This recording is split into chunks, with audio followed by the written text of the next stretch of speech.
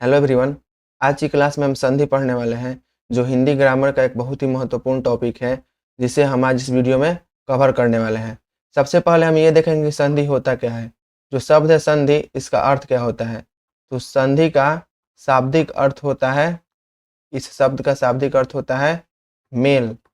जब भी दो वर्ण एक दूसरे से मिलते हैं तो उससे जो परिवर्तन होता है या उससे जो विकार उत्पन्न होता है उसे ही हम संधि कहते हैं। डिफिनीशन देखते हैं। डिफिनीशन क्या होता है संधि का, कि दो वर्णों के मेल से उत्पन्न विकार को संधि कहते हैं। जब भी दो वर्ण एक दूसरे से मिलते हैं तो उनसे जो विकार उत्पन्न होता है या उनके मिलने से जो भी परिवर्तन होता है उसे ही हम संधि कहते हैं। एग्जाम्पल देखते हैं। विद्या प्लस आलय विद्यालय, ने प्लस अन नयन। अब यहाँ पे बहुत सारे बच्चों को ये डाउट होगा कि सर यहाँ पे जो दो एग्जाम्पल आपने दिया है इन दोनों में आपने दो शब्दों को जोड़ा है और डिफिनीशन है दो वर्णों के मेल से उत्पन्न विकार को संधि कहते हैं। लेकिन यहाँ पे तो दो शब्द जुड़े हुए हैं, विद्या और आलय, ये भी एक शब्द है, ये भी एक शब्द है। तो आइए देखते हैं कि संधि होता कैसे है। यहाँ पे ने प्लस अन नयन हो गया है। अब देखेंगे कैसे ने प्लस अन नयन हो गया है। जैसे इस ने को मैं लिख सकता हूँ आधा न प्लस ए, ये न में हलंत मतलब ये न आधा है और ये दोनों मिल के ने बनता है। तो तोड़ के ऐसे लिख सकता हूँ, ये जोड़ के मैं ने लिख सकता हूँ, दोनों में कोई अंतर नहीं है। ये जो प्लस का चिन्ह है, प्लस का साइन है, इसे हिंदी ग्रामर में हम धन कहते हैं, धन का चिन्ह। तो धन का जो चिन्ह है उसे मैंने सेम टू सेम वैसे ही लिख दिया। इस अन को मैं अ प्लस न लिख सकता हूँ। अब यहाँ पे जो ए है और यहाँ पे जो अ है, संधि इन्हीं दोनों में होगा। संधि हमेशा ये जो धन का चिन्ह है इसके आगे और पीछे जो वर्ण रहते हैं उन्हीं में होता है, इस ए में और इस अ में। अब मैं इन दोनों को जोड़ूंगा, ए प्लस अ, ए और अ को जोड़ने पर बन गया अय। यही जो है संधि का रूल है कि ए और अय कैसे बन जाता है, इसे हम आगे इसी वीडियो में पढ़ने वाले हैं। यहाँ पे ए और अय बन गया। अब यहाँ पे जो न है मैंने न को वैसे ही लिख दिया, फिर इस ए और अ के बदले में जो ए और अ है अय बन गया है, अ प्लस या मैं लिख दे रहा हूँ और इस न को वैसे ही मैं लिख दे रहा हूँ न और अ ये दोनों मिलके न बन जाएंगे। यहाँ पे आधा न है, हलंत मतलब आधा न है और अ मिलके पूरा न हो गया। फिर य बचा तो य और फिर न, तो ने प्लस अन का संधि करने पे हमें नयन मिला। यहाँ से संधि का जो बेसिक फंडा है वो सबको क्लियर हो गया होगा। अब आगे देखेंगे कि संधि के कितने टाइप होते हैं। संधि के प्रकार, संधि के 3 प्रकार होते हैं, स्वर संधि, व्यंजन संधि और विसर्ग संधि। फिर स्वर संधि के भी 5 टाइप्स होते हैं, जैसे दीर्घ संधि, गुण संधि, वृद्धि संधि, यण संधि और अयादि संधि। आज के वीडियो में हम स्वर संधि और उसके 5 भेद को पढ़ेंगे। सबसे पहले दीर्घ संधि पढ़ेंगे, फिर गुण संधि, फिर वृद्धि, फिर यण, फिर अयादि। देखते हैं कि स्वर संधि होता क्या है। स्वर संधि किसे कहते हैं? जब स्वर के साथ स्वर का मेल होता है तब जो परिवर्तन होता है उसे स्वर संधि कहते हैं। जब भी स्वर के साथ स्वर मिलता है तो उससे जो परिवर्तन होता है उसे हम स्वर संधि कहते हैं। जैसे जैसे में हम यहाँ पे देख रहे हैं कि ए और अ ये एक दूसरे से मिल रहा है तो अय बन रहा है, तो ये भी स्वर है और अ भी स्वर है, दोनों के मिलने से अय बन रहा है, तो दो स्वर एक दूसरे से मिल रहे हैं तो यहाँ पे स्वर संधि है। अब ये देखते हैं कि हिंदी में स्वरों की संख्या 11 होती है। हिंदी में कुल 11 स्वर होते हैं, अ, आ, छोटी ई, बड़ी ई, छोटा ऊ, बड़ा ऊ, री, ए, ऐ, ओ, औ। और स्वर संधि में हमें यह पढ़ना है कि ये जो स्वर है एक दूसरे से जुड़ेंगे तो क्या बनेगा। स्वर संधि के 5 भेद होते हैं जिसे पहले हम लोग देख चुके हैं, दीर्घ स्वर संधि, गुण स्वर संधि, वृद्धि स्वर संधि, यण स्वर संधि, अयादि स्वर संधि। आगे हम दीर्घ स्वर संधि के बारे में पढ़ेंगे। दीर्घ स्वर संधि किसे कहते हैं? जब दो समान स्वरों के मिलने से दीर्घ स्वर बनता है तब इसे हम दीर्घ स्वर संधि कहते हैं। इसे हम एक डायग्राम के थ्रू और आसानी से समझेंगे। जैसे यहाँ पे अ है और यहाँ पे भी अ है, मिलने से आ बना। फिर अ और आ जब एक दूसरे से मिलेंगे तो आ बनेगा। फिर आ और अ एक दूसरे से मिलेंगे तो आ बनेगा। अगर आ और आ मिले तभी भी आ ही बनेगा। कहने का मतलब ये है कि कोई भी दो एक जाति का स्वर एक दूसरे से जब भी मिलेंगे तो दोनों में जो दीर्घ स्वर होगा वही बनेगा। जैसे यहाँ पे अ और आ एक दूसरे से कैसे भी मिले हमेशा दीर्घ वाला आ ही बनेगा। छोटी ई और बड़ी ई एक दूसरे से कैसे भी मिले, आगे छोटी ई हो या आगे बड़ी ई हो या दोनों छोटी ई हो या दोनों बड़ी ई हो, हमेशा बड़ी ई ही बनेगा। ऊ दोनों है, छोटा ऊ और बड़ा ऊ, एक दूसरे से कैसे भी मिले हमेशा बड़ा ऊ ही बनेगा। तो यही दीर्घ स्वर संधि का रूल है कि कभी भी दो एक जाति के स्वर एक दूसरे से मिलेंगे तो हमेशा जो उनमें बड़ा वाला स्वर होगा वही बनेगा। जैसे छोटी ई और छोटी ई एक दूसरे से जब मिलेंगे तो बड़ी ई बनेगा। फिर वैसे ही छोटी ई या बड़ी एक दूसरे से मिलने पे बड़ी ई, मतलब दोनों में से, दोनों स्वरों में से, छोटी या बड़ी में से कोई भी एक दूसरे से मिले हमेशा बड़ा वाला ही बनेगा, इसमें भी और ऊ में भी। तो हमने देखा कि दीर्घ स्वर संधि में हमेशा दीर्घ वाला स्वर बनता है, चाहे छोटा वाला स्वर जुड़े या दोनों बड़ा वाला स्वर हो या एक छोटा एक बड़ा वाला हो, हमेशा दीर्घ वाला ही बनेगा और इसे ही हम दीर्घ स्वर संधि कहते हैं। नाम से ही क्लियर है, दीर्घ मतलब बड़ा। अब इसे कुछ एग्जाम्पल्स के थ्रू समझते हैं। यहाँ पे एक एग्जाम्पल है महा प्लस आनंद।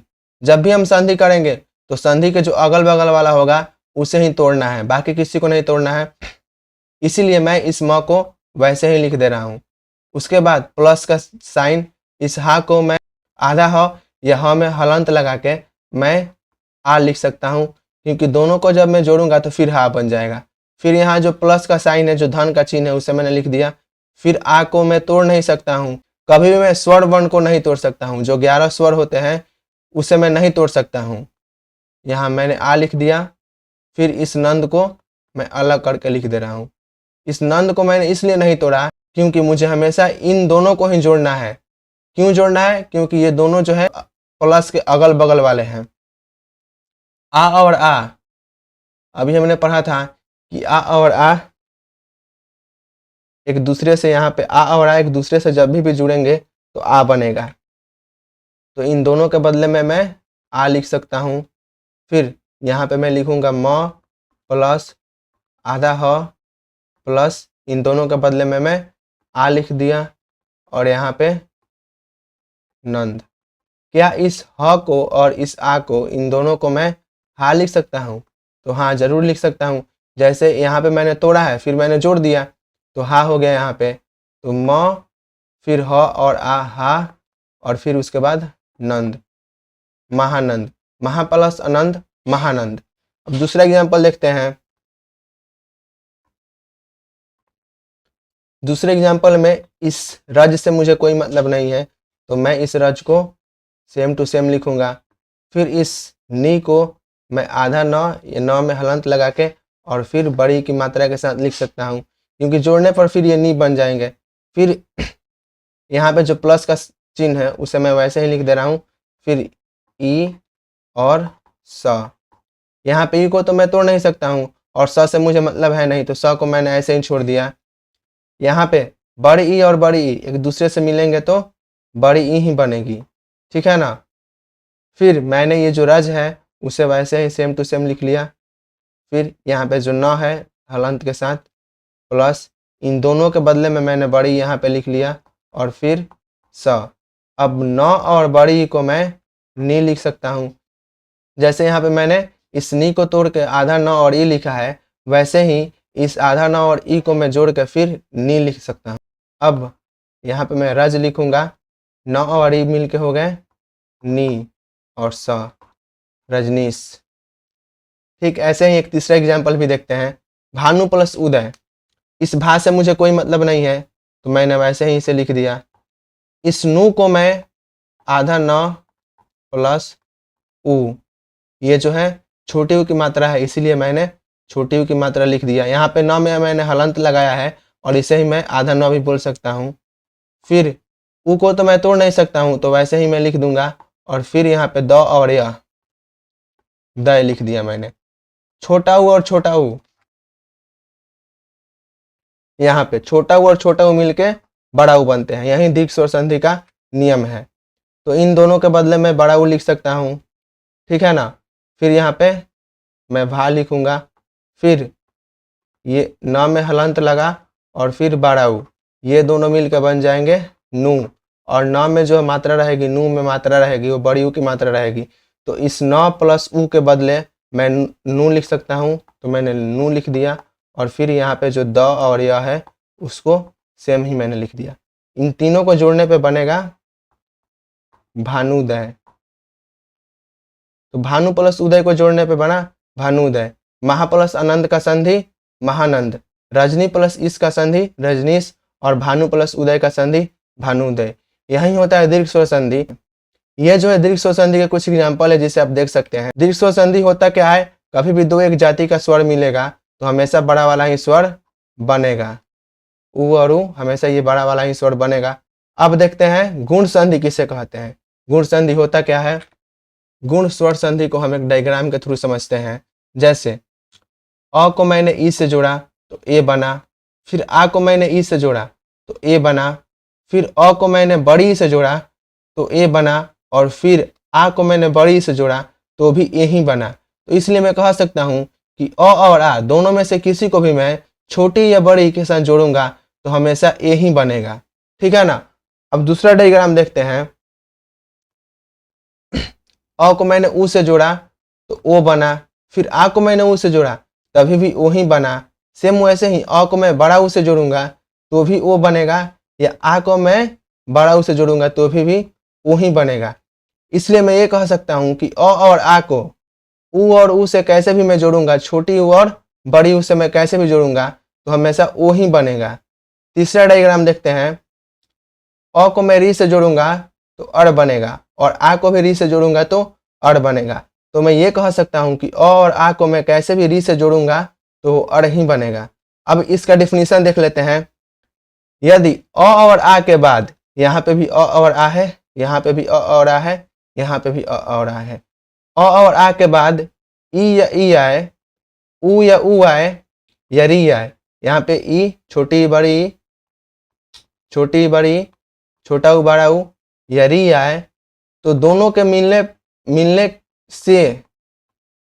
मिलने से क्रमशः ए ओ, यहाँ पे ओ है, और अड़ हो जाते हैं, अड़ हो जाते हैं।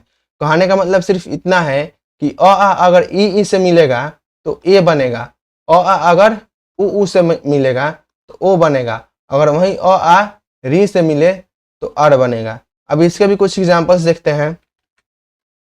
जैसे सुर प्लस इंद्र, मुझे इस सु को तोड़ने की कोई जरूरत नहीं है, तो मुझे इस सु को ऐसे ही लिखना होगा। इस र को मैं तोड़ूंगा तो आधा र और प्लस में मैंने अ लिख दिया। ठीक है ना। फिर इस ई को जब मैं तोड़ूंगा तो ई को मैं तोड़ नहीं सकता हूँ, तो ई को मैं वैसे ही लिखूंगा। ये न और द्र को मैंने एक ही में लिखा है क्योंकि मुझे इसे तोड़ना ही नहीं है। तोड़ूंगा मैं हमेशा इस प्लस के अगल बगल वाले को।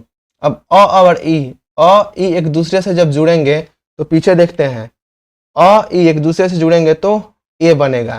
तो इसके जगह पे मैंने ए लिख दिया, इन दोनों के जगह पे मैंने ए लिख दिया। ठीक है ना। अब इसी को मैं दोबारा लिखता हूँ। ये सु प्लस यहाँ पे र प्लस अ और ई एक दूसरे से जब मिले तो बना ए, और प्लस न और द्र। ठीक है ना। अब र और ए जब एक दूसरे से मिलेंगे तो बनेंगे रे। ठीक है ना। फिर मैं इन दोनों को वैसे ही लिख रहा हूँ। सु र और एक दूसरे से जब मिलेंगे ये दोनों तो बनेंगे रे, रे और फिर न और द्र, सुरेंद्र। सुर प्लस इंद्र का संधि सुरेंद्र। अब देखते हैं पर प्लस उपकार। इस प को मैं तोड़ूंगा नहीं, नहीं तोड़ा मैंने, प को मैंने वैसे ही लिख दिया। फिर इस र को मैं तोड़ के आधा र प्लस में अ लिख सकता हूँ। ठीक है ना। फिर इस उ को मैं तोड़ नहीं सकता हूँ, और फिर प्लस में है पकार। इसे मैं इसलिए नहीं तोड़ता हूँ क्योंकि जोड़ना इसी को है। प्लस के साइन, प्लस का जो साइन है इसके अगल में और बगल में जो है पास में, बस इसे ही तोड़ना है, तो इसीलिए मैंने इसे नहीं तोड़ा। अ उ एक दूसरे से जब मिलते हैं तो बनता है ओ। देख, जैसे यहाँ पे देख सकते हैं, अ उ जब एक दूसरे से मिलता है तो ओ बनता है। ठीक है ना। तो ये जो है गुण स्वर संधि का नियम है, तो इन दोनों के बदले में मैं ओ लिख सकता हूँ। ठीक है ना। तो इन दोनों को मिटा के मैंने ओ लिख दिया। अब र और ओ को मैं जोड़ के रो बना सकता हूँ। र ओ रो, रो मैं बना सकता हूँ, र ओ को मैं रो बना सकता हूँ। यहाँ पे फिर मैं सेम टू सेम वैसे ही लिखूंगा, प र प्लस ओ रो, और फिर पकार, परोपकार। तो पर प्लस उपकार का संधि परोपकार। अब तीसरा एग्जांपल देखते हैं, महा प्लस इंद्र। महा प्लस इंद्र, यहाँ पे मुझे इस हा से मतलब है, इस म से कोई मतलब नहीं है, तो म को मैं वैसे ही लिखूंगा, तोड़ूंगा नहीं। इस हा को मैं आधा ह प्लस में आ लिख सकता हूँ, प्लस ई को तो तोड़ नहीं सकता हूँ तो मैंने छोड़ दिया, नौ दर को मैं वैसे ही लिख दे रहा हूँ। आ और ई एक दूसरे से जब भी मिलेंगे तो ए बनेगा, ठीक है ना। तो इन दोनों के बदले में मैंने ए लिख दिया, और फिर इस ह आधा ह को मैं ए से जोड़ूंगा तो हे बनेगा, ठीक है ना। मैंने म को वैसे ही लिख दिया यहाँ पे, फिर यहाँ पे जो ह है और फिर यहाँ पे आ और ई, इन तीनों से मैंने बनाया है हे, तो उसको मैंने लिख दिया हे, और फिर यहाँ पे जो आधा न है और द्र महेंद्र। तो महा प्लस इंद्र का संधि महेंद्र। यहाँ पे हमने देखा कि सुर प्लस इंद्र का संधि सुरेंद्र, पर प्लस उपकार का संधि परोपकार, और महा प्लस इंद्र का संधि महेंद्र। ये तीनों संधि जो है गुण स्वर संधि के उदाहरण है। यहाँ पे कुछ एग्जाम्पल्स दिए गए हैं, इसे आप देख सकते हैं, ये सब गुण स्वर संधि के एग्जाम्पल्स हैं। अब हम देखेंगे कि वृद्धि स्वर संधि क्या होता है। वृद्धि संधि या इसी को हम वृद्धि स्वर संधि भी कह सकते हैं, दोनों में कोई खास अंतर होता नहीं है। पहले इसे भी हम एक डायग्राम की मदद से समझेंगे। जैसे अ में मैंने ए को जोड़ा तो ऐ बना, फिर आ में मैंने ए को जोड़ा तो ऐ बना, फिर मैंने अ में ऐ को जोड़ा तभी भी ऐ ही बना, और आ में ऐ को जोड़ा तभी भी ऐ ही बना। तो मैं ये कह सकता हूँ कि अ और आ को कैसे भी मैं ए से या ऐ से जोड़ूंगा तो हमेशा ऐ ही बनेगा। दूसरा है, अगर अ और आ को मैं ओ और ओ से कैसे भी जोड़ूंगा, यहाँ पे जो डायग्राम लिखा है इसे आप देख सकते हैं, तो हमेशा अ ही बनेगा। अ या आ में से कोई भी ओ और अ से मिले तो हमेशा अ ही बनेगा। अब इसका डिफिनीशन देखते हैं। जब संधि करते समय अ या आ के साथ ए या ए हो तो ऐ बनता है इस डायग्राम से, और जब अ या आ के साथ ओ या अ हो तो हमेशा अ बनता है इस डायग्राम के हेल्प से। दोनों डायग्राम के हेल्प से ही हमने डिफिनीशन को लिखा है। डिफिनीशन याद करने से इजी है कि आप इस डायग्राम को याद कर सकते हैं, और इस डायग्राम के हेल्प से आप यहाँ पे जो डिफिनीशन है वो खुद से भी लिख सकते हैं। डिफिनीशन में यही तो लिखा है कि जब अ और आ का मेल ए और ऐ से होता है तो ऐ बनता है, और फिर जब अ और आ का मेल ओ और अ से होता है तो अ बनता है। बस इसी को मैंने यहाँ पे लिख दिया है, और इसे वृद्धि संधि कहते हैं। अब इसके भी कुछ एग्जांपल्स देख लेते हैं। जैसे पहला एग्जांपल है 1 + 1। मुझे इस ए को नहीं तोड़ना है तो मैं वैसे ही लिखूंगा। इस क को मैं आधा क प्लस में अ लिख सकता हूँ, और फिर इस ए को मैं तोड़ नहीं सकता हूँ तो ए प्लस क। इस अ प्लस ए को अ और जो ए है यहाँ पे देखते हैं, अ और ए है ऐ बनता है, ऐ बनता है ना यहाँ पे अ ए ऐ। तो इन दोनों के बदले में मैं ऐ लिख सकता हूँ। इन दोनों को मैंने मिटाया और यहाँ पे मैं ऐ लिख दिया। क और ऐ, क प्लस ऐ होता है कै।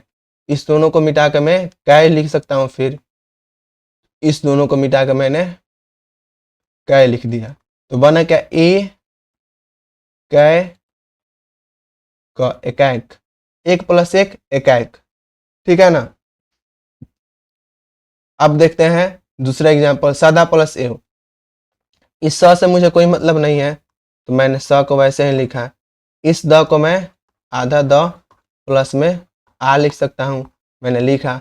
फिर इस ए को मैं वैसे ही लिखूंगा कि क्योंकि ए को मैं तोड़ नहीं सकता हूँ। फिर ये व हो गया, इससे मुझे कोई मतलब नहीं है। आ प्लस ए, जब भी हम आ प्लस ए जोड़ेंगे तो हमेशा ऐ बनेगा। तो इन दोनों को मिटा के मैं ऐ लिख सकता हूँ, इसीलिए मैंने इन दोनों को मिटाया और इसके जगह पे मैंने ऐ लिख दिया। फिर द प्लस आधा द है, जब ये ऐ से जुड़ेगा तो बनेगा दै। यहाँ पे द और ऐ के जगह पे मैं दै लिख सकता हूँ, मैंने दै लिख दिया। अब बना क्या, स दैव, सदैव बना। ठीक वैसे ही इसे भी आप संधि कर सकते हैं। बाकी के जो एग्जाम्पल्स दिए हैं इसे आप खुद संधि करके लिख सकते हैं, ठीक है ना। तो यहाँ पे हमने ये सब वृद्धि स्वर संधि कैसे होता है। अब आगे देखते हैं, यहाँ पे ये एग्जाम्पल से इसके पीछे हमने जो भी पढ़ा है वो एक बार फिर से समझ लेते हैं। जैसे सबसे पहले दीर्घ स्वर संधि, इन दोनों में से कोई भी जुड़े हमेशा आ बनेगा। फिर इन दोनों में से कोई भी जुड़े हमेशा बड़ी ई बनेगा। इन दोनों में से कोई भी जुड़े हमेशा बड़ा ऊ ही बनेगा। उसके बाद हमने पढ़ा दीर्घ स्वर संधि के बाद गुण स्वर संधि। गुण स्वर संधि में हमने पढ़ा कि अ और आ का मेल अगर ई और ई से हो तो ए बनता है। फिर इसी अ और आ का मेल इस उ और उ से हो तो हमेशा ओ बनता है। अगर इसी अ और आ का मेल इस री से हो तो हमेशा अड़ बनता है। ठीक है ना। अब इसके बाद हमने पढ़ा है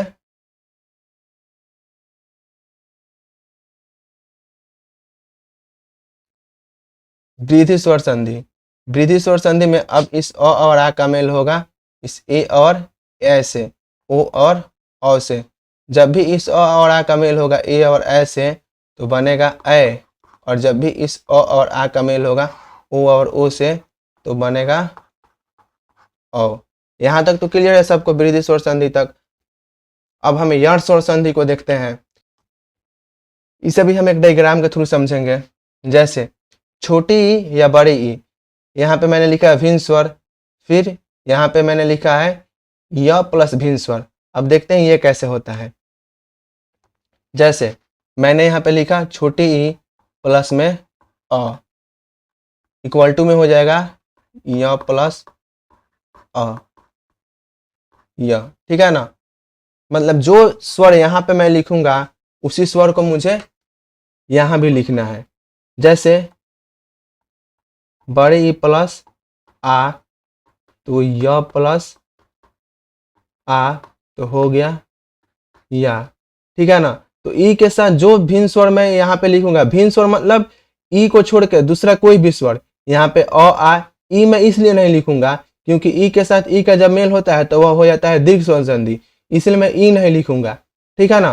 तो इस ई के साथ जो ई को छोड़ के बाकी कोई भी स्वर यहाँ पे मैं लिखूंगा तो यहाँ में उसी स्वर की मात्रा जुड़ जाएगी और यहाँ पे वो बन जाए। इसे ही हम यण स्वर संधि कहते हैं। जैसे और भी एग्जाम्पल इसके देख लेते हैं। जैसे इस ई के साथ यहाँ पे ई लिखा मैंने, इसके साथ मैंने ऐड किया आपको ए को। ठीक है ना। तो बन गया य प्लस ए, ये बन गया। ठीक है ना। तो इसे ही हम यण स्वर संधि कहते हैं। और ये सिर्फ ई के साथ नहीं होता है, ऊ के साथ भी होता है। जैसे ऊ प्लस ऊ, यहाँ पे ऊ प्लस ऊ, छोटा ऊ या बड़ा ऊ कोई भी लेंगे, इसके साथ जो भी भिन्न स्वर आएगा उसमें हम व का मात्रा जोड़ देंगे। जैसे ऊ प्लस अ, तो यहाँ पे व प्लस अ बन गया पूरा व। ऊ प्लस आ, यहाँ पे बड़ा छोटा कोई भी हो, छोटी हो बड़ी हो, इससे हमें कोई मतलब नहीं पड़ता है। व प्लस आ बन गया वाह। ठीक है ना। मान लेते हैं ऊ प्लस ए लिखा मैंने तो व प्लस ए बन गया वे। मतलब जो भिन्न स्वर इसलिए क्योंकि ऊ और ऊ से मैं फिर ऊ और ऊ को जोड़ूंगा तो ये दीर्घ स्वर संधि हो जाएगा। इन दोनों को छोड़कर कोई भी भिन्न स्वर मैं ले सकता हूं और उसमें मैं व का मात्रा लगा सकता हूं। ठीक है ना। अब हम इसके आगे वाला देखते हैं। री के साथ कोई भी भिन्न स्वर जुड़ेंगे तो र प्लस भिन्न स्वर। जैसे री के साथ मैं अ जोड़ूंगा तो र के साथ भी मैं अ जोड़ूंगा और ये बन जाएगा पूरा र। री के साथ मैं आ जोड़ूंगा तो यहाँ भी आ जोड़ूंगा, ये बन जाएगा रा। अगर री के साथ मैं ई जोड़ूंगा तो ये बन जाएगा री। तो र के साथ जो भी भिन्न स्वर होगा उसे मैं र के साथ भिन्न स्वर करके उसे मैं ऐड कर दूंगा। अब डिफिनीशन देखते हैं यण स्वर संधि का, कि जब भी किसी शब्द में छोटी ई या बड़ी ई, छोटा ऊ या बड़ा ऊ या री के बाद कोई भी और स्वर, भिन्न स्वर मतलब कोई भी दूसरा स्वर आता है तो ई को य, ऊ को व और री को र हो जाता है। यहाँ पे ये सब हलंत लगा रहेगा य में और र में। जैसे ई प्लस भिन्न स्वर तो य प्लस भिन्न स्वर, ऊ प्लस भिन्न स्वर तो व प्लस भिन्न स्वर, री प्लस भिन्न स्वर तो र प्लस भिन्न स्वर। इसे ही हम यॉट संधि कहते हैं। इसे भी कुछ एग्जाम्पल के थ्रू समझते हैं। जैसे अति प्लस अधिक, यहाँ पे लिखा है मैंने अति प्लस अधिक, ठीक है ना। अब इस अ से मुझे कोई मतलब नहीं है तो इसको मैंने वैसे ही लिख दिया। ती को मैं तो प्लस में छोटी लिख सकता हूँ, फिर ती बन जाएंगे। फिर इस अ को मैं लिख दूंगा, फिर इस अ को मैंने लिखा और फिर इस धिक को मैं वैसे ही लिख दे रहा हूँ क्योंकि इसे तो तोड़ना नहीं है। अब ई प्लस अ, ई और अ जब हम जोड़ते हैं तो क्या बनता है। इसके पहले स्लाइड में हमने पढ़ा था कि जब भी हम ई को अ के साथ जोड़ते हैं पूरा यह बन जाएगा, ठीक है ना। अब ये तो पूरा यह बन गया है। अब ये जो यहाँ पे लिखा गया है प्लस में, इसको मैं जोड़ के लिखूंगा। सबसे पहले मैंने अ लिखा, ठीक है ना। आधा त है तो मैं ऐसे आधा त लिखूंगा, फिर यह है तो यह लिख दिया, फिर धिक, अत्यधिक, अति प्लस अधिक, अत्यधिक, नी प्लस आय। दूसरा एग्जांपल लिखते हैं। अगर इस नी को मैं आधा न और ई लिखूं तो फिर इसको मैं जब मैं जोड़ूंगा तो फिर नी ही बनेगा और तोड़ने पर मैं न प्लस ई लिख सकता हूं। इसके साथ आ हो गया और यह हो गया। ई के साथ जब भी आ की मात्रा रहेगी तो ये या बनेगा। ई के साथ जब भी आ की मात्रा रहेगी तो या बन। यहाँ पे ई प्लस भिन्न स्वर, तो ई के साथ अगर मैं आ को जोड़ता हूँ तो य के साथ भी यहाँ पे आ जुड़ेगा तो या हो जाएगा। इसे ही मैं यहाँ पे लिखूंगा ई प्लस आ या। तो यहाँ पे आधा न है, आधा न लिखा मैंने, फिर या है तो या लिख दूंगा और फिर एक या तो या। तो नी प्लस आय, इसे मैं जब संधि करूंगा तो बनेगा न्याय, ठीक है ना। दूसरा देखते हैं धातु प्लस इक। धातु प्लस इक, तो इस धा से मुझे कोई मतलब नहीं है, मैंने लिख दिया। फिर इस तू को मैं लिख सकता हूँ आधा त प्लस उ, ठीक है ना। फिर इस ई को और क को मैंने अलग अलग करके लिख दिया। उ प्लस ई ये बनेगा वी, ठीक है। अब देखते हैं, धा को मैंने लिख दिया, फिर आधा त लिख दिया, फिर वी लिख दिया और फिर क। तो ये जब भी आधा त रहता है तो ये हमेशा इसके साथ जुड़ जाएगा। तो अब मैं इसे ऐसे लिखूंगा धात्विक, धातु प्लस इक, धात्विक। 3 एग्जाम्पल देखा हमने, अति प्लस अधिक, अत्यधिक, नी प्लस आय, न्याय, वी प्लस आय, व्यय और धातु प्लस इक, धात्विक। तो ये सब यण स्वर संधि के उदाहरण है। अब हम लास्ट संधि देखते हैं जिसका नाम है अयादी स्वर संधि। इसके पहले पीछे जो भी पढ़ा है उसे एक बार समझ लेते हैं।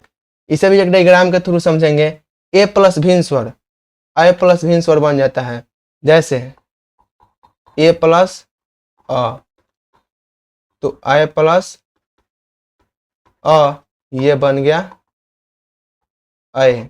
अगर यहाँ पे मैं आ लिखूंगा, यहाँ पे आ आया बन जाएगा। यहाँ पे मैं ई लिखूंगा, यहाँ पे ई तो आई बन जाएगी, ठीक है ना। तो ए के साथ अगर कोई भी भिन्न स्वर जुड़ेगा तो आई के साथ उस भिन्न स्वर की मात्रा लग जाएगा, ठीक है। यहाँ पे ये जो यह है आधा है, ठीक। वैसे ही आई के साथ अगर कोई भी भिन्न स्वर आता है तो आई में जुड़ेगा।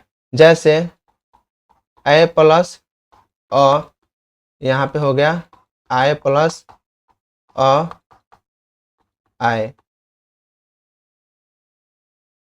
आई, ठीक है ना। यहाँ पे आ लिखूंगा, यहाँ पे भी आ लिखूंगा, यहाँ पे आ हो गया।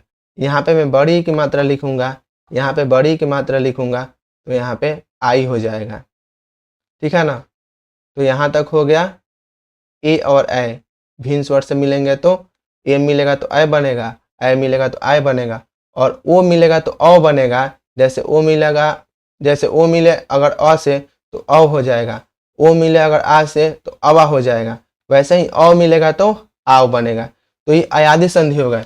अब इसका भी डिफिनीशन हम लोग देख लेते हैं कि जब ए और ए, ओ और औ के साथ कोई भी अन्य स्वर होता है, इन सबके साथ अगर कोई भी अन्य स्वर हो तो ए का ए का ए हो जाता है, ए का आय हो जाता है, ओ का औ हो जाता है और औ का आव हो जाता है। तो इसे ही हम अयादी संधि कहते हैं। तो इस डायग्राम को अगर हम समझ लेते हैं तो डिफिनीशन हम खुद से भी लिख सकते हैं। अब इसके भी कुछ एग्जांपल्स देख लेते हैं। जैसे न प्लस अन, इस न प्लस अन को मैं ऐसे लिख सकता हूँ, न प्लस ए प्लस अ प्लस न। इसे ही हमने शुरुआत में देखा था। इस ए और अ को, इस ए के साथ में अगर अ लिखूंगा तो यहाँ पे अ की मात्रा जुड़ेगा तो ये अ हो जाएगा, ठीक है ना। ए और अ को मैं अ लिख सकता हूँ। यहाँ पे ये आधा न रहेगा, आधा न और अ मिल के बन गया पूरा न। फिर यहाँ पे बन गया य और न, नयन। दूसरा एग्जांपल देखते हैं, प प्लस अन। इस प को मैं ऐसे लिख सकता हूँ, आधा प प्लस अ प्लस अ, इस अ को, और यहाँ पे मैंने लिखा न। प प्लस, अब अ प्लस जो अ है इसे देखते हैं मैं क्या लिखूंगा। यहाँ पे है अ प्लस अ, तो ये तो अ हो गया। यहाँ पे मैं भिन्न स्वर में अ लेता हूँ तो आओ में अ की मात्रा जुड़ेगी, तो ये जो वो आधा ये पूरा हो जाएगा, तो पूरा बन जाएगा आओ, ठीक है ना। इसके जगह मैं लिखूंगा आओ, ठीक है ना।